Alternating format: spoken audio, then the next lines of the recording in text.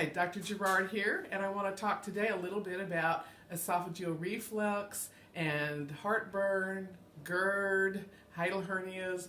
Those are all kind of in the same category, and they have to do with indigestion, burning that refluxes back up from the stomach into the esophagus.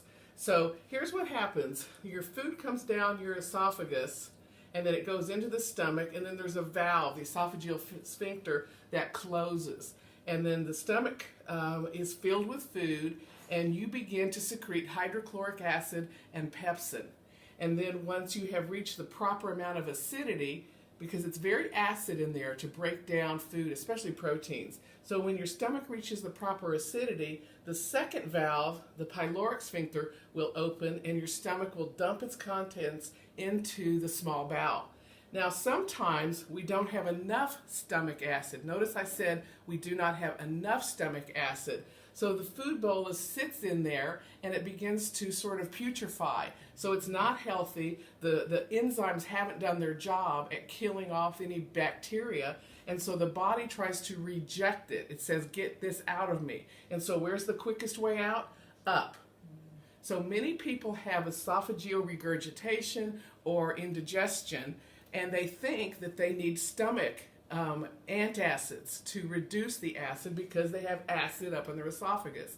In reality, they often need to have actually extra enzymes. And so that's one thing that can happen. So too little stomach acid can be a problem.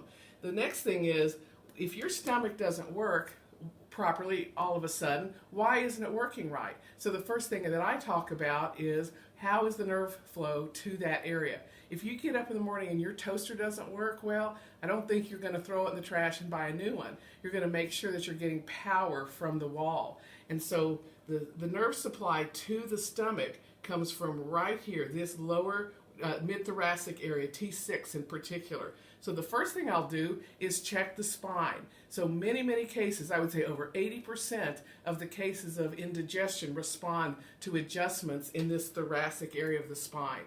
Now, some people have a problem with the valve. The valve itself isn't shutting properly, and that's called a hiatal hernia.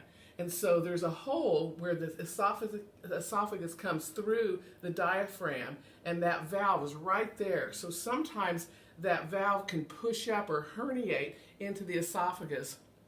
And so you don't always need surgery. In fact, the majority of people that I've seen have responded really well and have been able to correct their hiatal hernia simply with an adjustment to pull the stomach down and pull that valve down to where it can close properly. So I'm going to demonstrate this adjustment on one of our patients. This is Sherry Lepley. She is an awesome lifestyle coach, wellness coach, and nutrition expert. And so she's agreed to let me do this maneuver on her, this adjustment.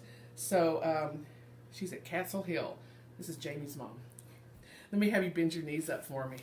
So here are the diaphragm. The esophagus comes down like so, and then here's the stomach.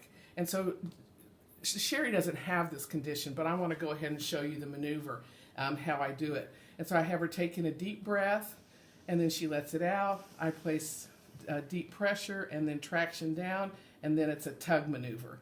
And then a deep breath again, and then let it out and pull it down. I'm not doing it quite as hard as I would normally do. It can be a little uncomfortable, but it's not bad, especially compared to the distress of a hiatal hernia. So I just wanted to share that with you. If you have questions about that, let us know. We can happily answer questions. And for many people, they need to eat better. They're eating very rich or heavy, spicy foods, large meals late at night, and this is contributing toward this esophageal reflux. So clean up your diet, and that might help you a lot. Have a great day.